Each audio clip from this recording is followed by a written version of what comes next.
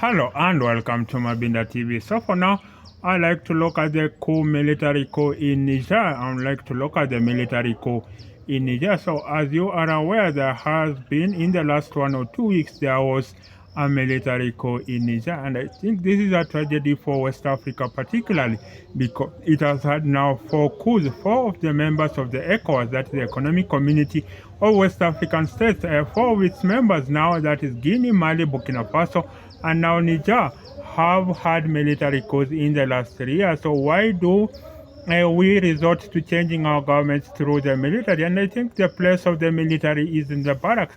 Frankly, I think the place of the military is in the barracks. It is not in presidential pavilions or in status. And I think that does not bode well for a democracy in Africa when we have a government being removed via a military coup.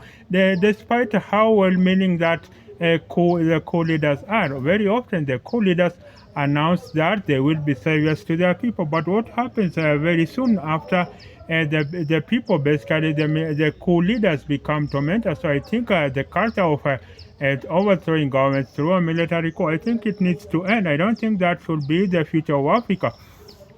I don't think that should be the future of Africa, where we change leaders via military coups. And so I think basically we need to enter democracy that is changing leaders through the ballot box. And I think what do we have to do? We have to make elections free and fair. It is very hard for an opposition candidate to beat an incumbent president right now. I think there has only been two in the last 3 years. You had in 2020 the opposition figure in Malawi, Lazarus Chakwera, defeating the incumbent president Peter Mutharika. Then I think you had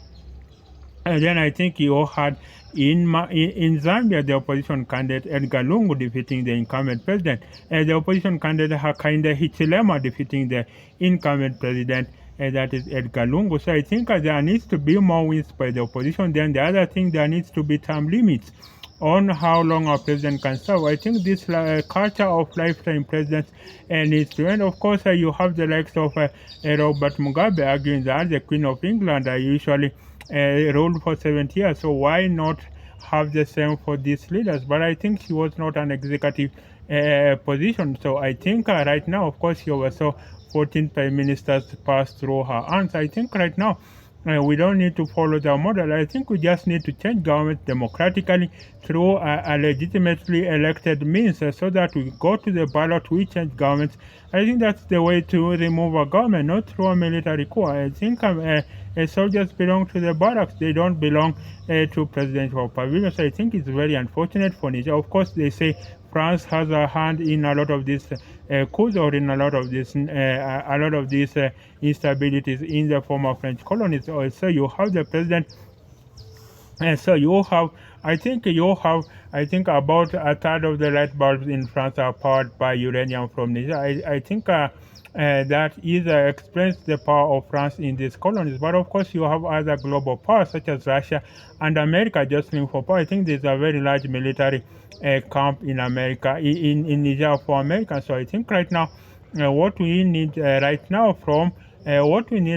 is to change government through the ballot, and I think this foreign interference also needs to stop. I don't think France needs to extend its hand. Of course, the president Emmanuel Macron of France has said he will not follow through with the exploitative, the master-servant kind of relationship that France has had with Africa. So I think for now, we just need to have governments change power through the ballot and not through military coups. I think that's the way to entrench democracy in Africa. So I think the Niger coup needs the coup in Niger. I think we need to condemn it with the fiercest of attack. I don't think this is a good future for Africa. I think there needs to be term limits on presidency serving maybe a maximum of 2 terms. I think a lot of presidents are obeying. You have that in Tanzania, you have in Mozambique, you have in Angola, you have that in a lot of countries in South Africa. So you have a lot of countries respecting the term limits, and I think that needs to